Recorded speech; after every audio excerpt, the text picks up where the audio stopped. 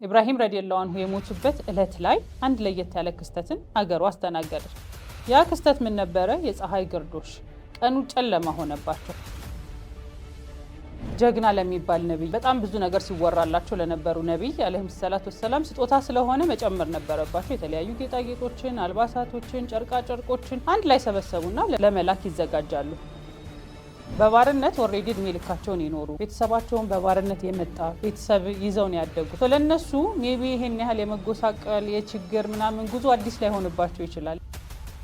ሐሜት፣ የተለያዩ ነገሮችን የስለሷ ማውራት፣ ተጽዕኖ ማሳደር ተጀመረ። በጣም ተደነገጠና እርግዝናዋንም ትደብቃለች። በዛ እድሜያቸው ረህማ በሞላበት ቀልባቸው በጣም የሚወዱትን ልጅ አገኙ። በጣም ይንከባከቡት ነበረ። ሁሌም ከጎናቸው አይጠፋም፣ ያቅፉታል፣ ያጫውቱታል። በጣም የሚወዱትም ልጅ ሆነ። አልቀበልም ማለቱም ደግሞ ህዝቡንምና አገሩንም ደግሞ ችግር ውስጥ የሚጥል ነገር እንደሆነ ይታወቃል። በአመት ልዩነት ነቢያችን አለይሂ ሰላቱ ወሰላምን ታጣቸዋለች። ከዛ በኋላ በተከታዩ በሚመጡት 2 እና 3 አመታት ውስጥ ደግሞ የእሷም ህይወት ያልፋል።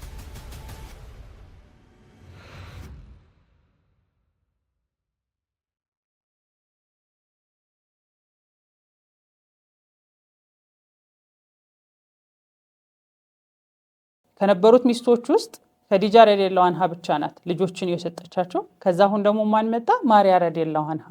የሚያስደነግጠው ነገር ምንድን ነው?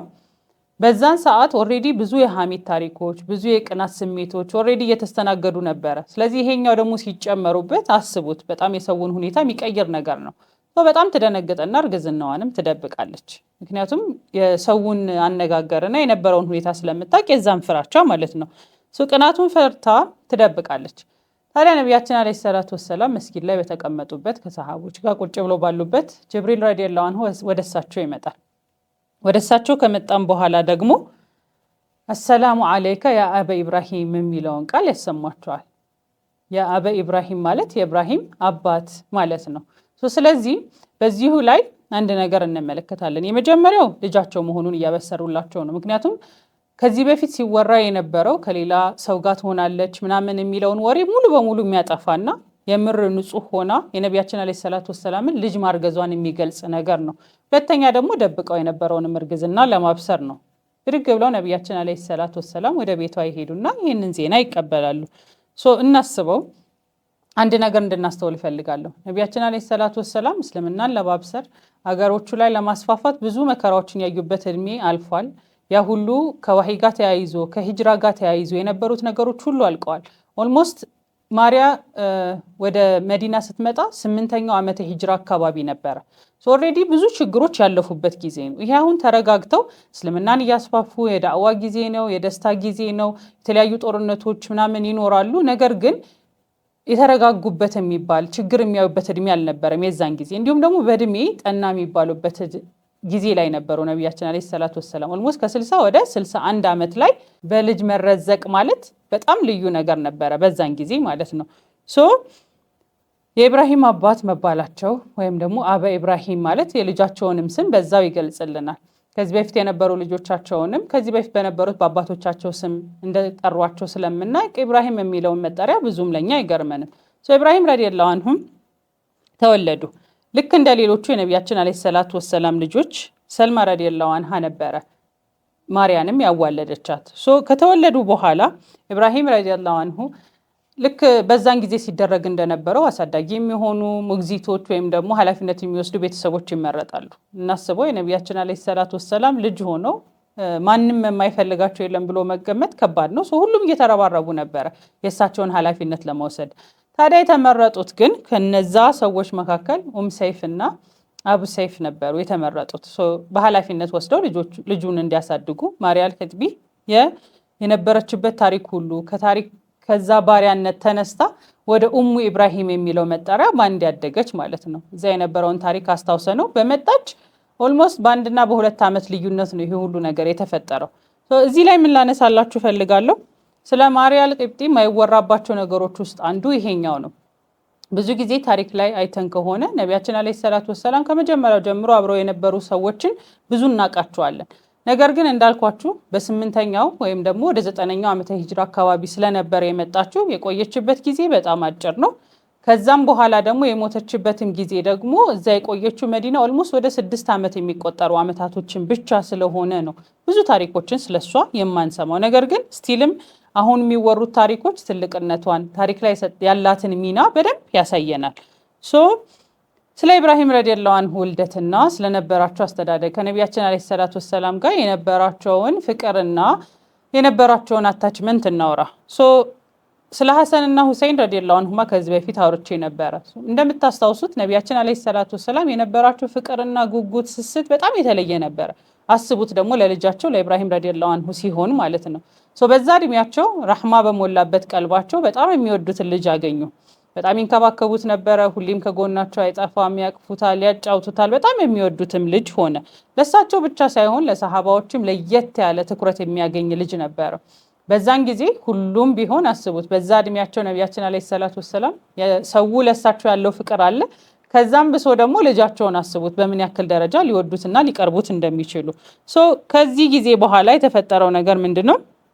ያ ሁሉ ፊትና ያ ሁሉ ጦርነት አልፎ ያ ሁሉ እድሜያቸውን በጭንቀት አሳልፈው እስልምና ለዛ ሁሉ ሰው አስተላልፈው ነቢያችን አለይሂ ሰላቱ ወሰላም በዚህ እድሜያቸው በ62 ዓመታቸው በ61 ዓመታቸው ልጅ አገኙ። ልጃቸውንም ደግሞ አቅፈው በዚህ ፍቅርና ስስት ላይ ያሉ ኦልሞስት ኢብራሂም ረዲየላሁ ዐንሁ ወደ 1 ዓመት ተኩል አካባቢ ሲሆናቸው ነቢያችን አለይሂ ሰላቱ ወሰላም መስጊድ ውስጥ በተቀመጡበት ጅብሪል ረዲየላሁ ዐንሁ ወደሳቸው መጡ። ወደሳቸው ከመጡ በኋላም አድሪክ ኢብራሂም የሚለውን መልእክት አስተላለፉ። ያም ማለት ኢብራሂምን ረዲየላሁ ዐንሁን እንዲሰናበቱ የሚገልጽ መልእክት ነበረ። ነቢያችን አለይሂ ሰላቱ ወሰላም በጣም ደነገጡ። ከነበሩበት ቦታ ተነስተው ከመስጊዱ ወደ ቤታቸው መሮጥ ጀመሩ። በዚህን ጊዜ ታዲያ አነስ ረዲየላሁ ዐንሁ ተከትሏቸው ሄደ። ቤታቸው ሲገቡ ቶሎ ብለው ልጃቸውን መፈለግ ጀመሩ። ኢብራሂም ረዲየላሁ ዐንሁን እንዳየውትና እንዳቀፏቸው ወዲያው የመጨረሻ ስንብታቸውን ማድረግ ጀመሩ። ናፍቆታቸውን ፍቅራቸውን በማሰብ አቅፈው እየሳሟቸው ከቅፋቸው ተለዩ። ታዲያ በዛን ጊዜ ሰሃቦች አይተውት የማያውቁትን ለየት ያለ ስሜት ከነቢያችን አለይሂ ሰላቱ ወሰላም አዩ። ኢብራሂም ረዲየላሁ ዐንሁን አቅፈው ስቅስቅ ብለው ማልቀስ ጀመሩ። እንባቸው የልጃቸውን ገላ እስኪያረስ ድረስ ወይም ደግሞ ልብሳቸው ላይ ሙሉ በሙሉ እስኪበሰብስ ድረስ። ታዲያ ሰሃቦች ደነገጡ። ነቢያችን ሰለላሁ ዐለይሂ ወሰለም አንቱም የሚለውን ቃል ማውራት ጀመሩ። ከዛ ነቢያችን አለይሂ ሰላቱ ወሰላም እንዲህ አሉ። ብዙ ጊዜ የምናስታውሰውም በጣም ሀዘን ላይ የሚወሳ ሐዲስ ስለሆነ በአማርኛው ልንገራችሁ። አይናችን ቢያለቅስም ልባችንም ቢያዝንም አላህን ከሚያስደስት ነገር ውጪ አንዳችም ቃል አንናገርም የሚለውን ሐዲስም ያገኘ ነው በዛን ጊዜ ነው። ይህ ሀዘን በጣም ከባድ ነበረ። ልጅን የሚያክል ነገር እንደ ሌሎቹ ልጆቻቸው ወይ ተረግዞ ሆድ ላይ አይደለም፣ ገና እንዳያቸው አይደለም። 1 ዓመት ከ6 ወር ማለት የልጅን ጠረን ለይተን በጣም ብዙ ነገር አሳልፈን ሁሉ ነገራቸውን በጓጓንበት ጊዜ ማለት ነው። በጣም ትልቅ ከባድ የሚባል ፊትና ነበረ። ታዲያ ፊትናው ይህ ብቻ አይደለም። በዛን ጊዜ ለየት ያለ ነገር ተፈጠረ። ልክ ኢብራሂም ረዲየላሁ ዐንሁ የሞቱበት እለት ላይ አንድ ለየት ያለ ክስተትን አገሩ አስተናገደች። ያ ክስተት ምን ነበረ? የፀሐይ ግርዶሽ። ቀኑ ጨለማ ሆነባቸው። ሰው ተደናገጠ። አይቶት የሚያውቀው ነገር አይደለም። ከዚህ በፊት ተወርቶም ተሰምቶ የማያውቅ ነገር ነው። ለየት ያለ እንግዳ ነገር ተፈጠረ። ሰው ያደረገው ምንድነው? በዛን ጊዜ ሰሃባዎች እንዳለ ተሰብስቦ ይህ ነገር የተፈጠረው ኢብራሂም ረዲየላሁ ዐንሁ በሞቱ ምክንያት ነው፣ በሐዘን ነው የሚለውን ነገር ማውራት ጀመሩ። ታዲያ ነቢያችን አለይሂ ሰላቱ ወሰላም የዛን ጊዜ በጣም መሪር ሐዘን ላይም ቢሆኑም እንኳን ይህን ነገር ሰው እንዲያስብና ትቷቸው ዝም ማለትንና መቀመጥን አልፈለጉም። ወጣው ማናገር ፈለጉ ሰዎቹን። ምክንያቱም የተለያየ አስተሳሰብ ወይም ደግሞ የተለየ ትክክል ያልሆነን አስተሳሰብ ይዘው እንዲሄዱ ስላልፈለጉ ማለት ነው። ከዛም እንዲህ አሏቸው፣ እነ ሸምሰ ወልቀመረ አያተይኒ ሚን አያቲላህ አሏቸው። ስለዚህ ምንም አዲስ ክስተት አይደለም። ይህ ግርዶሽ የተፈጠረው ማንም ሰው ስለሞተ ወይም ደግሞ ማንም ሰው ስለተወለደ አይደለም። አላህ ሱብሓነሁ ወተዓላ እንዲሁም እንደዚህ አይነት ነገሮችን ሲፈጠሩ እንደሚያዝን ዱዓ በማድረግ ሰላትን በማብዛት ኢባዳ ላይ በማተኮር እስኪጠፋ ድረስ መለመኑ የተሻለ ነው የሚለውን መልእክት ለህዝባቸው አስተላለፉ። ስለዚህ ከባዱ ስሜት ከባዱ ሐዘን ላይ ናቸው ያሉት ነቢያችን አለይሂ ሰላቱ ወሰላም። ከዛ ምንድነው የሚከብደው ደግሞ ይበልጡ እንደዛም ይወዱትና የሚሳሱለትን ልጃቸውን አቅፈው ራሳቸው ሰላተል ጀናዛውን ራሳቸው አሰግደው ከዛም ደግሞ ራሳቸው ቀብረው አፈር ማልበስ፣ ይሄንን ሁሉ ነገር ሲያደርጉ ሰሃባዎች ረዲየላሁ ዐንሁማ በጣም በድንጋጤና በሐዘን የቀልባቸውን ስብራት እያዩ ነበረ በጣም ለየት ያለ ክስተትን ያስተናገዱት። ከዛ ሐዘን ጎን ለጎን እናስታውሰው ማርያ ረዲየላሁ ዐንሃ አለች። እንደዛ የጓጉለትንና የወደዱትን ልጃቸውን አጣዋል። በዛው ዓመት ላይ ደግሞ የነቢያችን አለይሂ ሰላቱ ወሰላም የመጨረሻ ዓመታትም ነበሩ። እንዳልኳችሁ ወደ 8ኛው ዓመተ ሂጅራ ማለት ኦልሞስት ወደ 2 ዓመት 3 ዓመት በኋላ ነው ነቢያችን አለይሂ ሰላቱ ወሰላም ከዚህ ዓለም የተለዩን። ስለዚህ ምንድነው የማርያን ልጇን አጣች። በዛው ዓመት ደግሞ በዓመት ልዩነት ነቢያችን አለይሂ ሰላቱ ወሰላምን ታጣቸዋለች። ከዛ በኋላ በተከታዩ በሚመጡት 2 እና 3 ዓመታት ውስጥ ደግሞ የእሷም ህይወት ያልፋል። የነገርኳችሁ ለምንድን ነው ቅድም እንዳነሳውላችሁ ኦልሞስት የቆየችው መዲና ላይ ወደ 6 ዓመታትን ብቻ ነው። ለዛ ነው ብዙ ታሪኮቿን እሷ ካወራቻቸው ሐዲሶች ይልቅ ስለ እሷ የተወሩ ሐዲሶችን ትንሽም ቢሆን ለቃቅመን ማግኘት የቻል ነው። ለዚህችን ሴት ልዩ ያደረጋት ምንድን ነው? አንደኛ ከተራ ባርነት ከግብጽ ተነስታ ወደ መዲና ወደማታውቀው ሀገር ወደማታውቀው እምነት መጣ።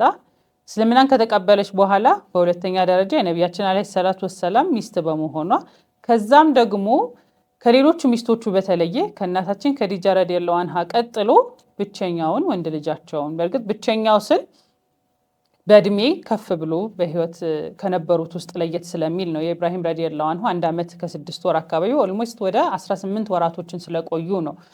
ስለዚህ እቺ ሴት በለየት ባለ መልኩ ለብዙ ሰው የዱዓ ተምሳሌት ሆና ትነሳለች። ቅድም መጀመሪያ ላይ ቪዲዮውን ስጀምር እንደነገርኳችሁ አንድን ነገር ስንመኝ አይቻልም አይሆንም የሚለውን ነገር የምናመጣው ብዙ ጊዜ እኛ ነን። ያላህ ቁድራ ከዚህም በላይ ነው።